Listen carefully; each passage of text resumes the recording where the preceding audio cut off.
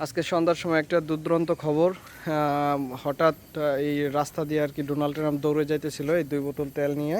তো এই যুবকরা ধরেছে, এই যে এই যুবকরা ধরেছে, এই জল্লাদ এখানে আছে, এই বড় সার্চিলে এখানে আরও যুবক আছে, এরা সবাই মিলে এই ডোনাল্ড ট্রাম্পে ধরছে।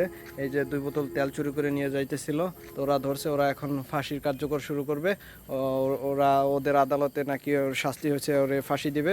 তো তারা শাস্তি দেওয়ার জন্য উদ্বিগ্ন হয়ে আছে।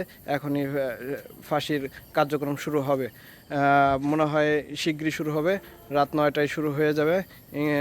আপনারা দেখুন, লাইভে দেখতে থাকুন কীভাবে তাকে ফাঁসি দেওয়া হয়।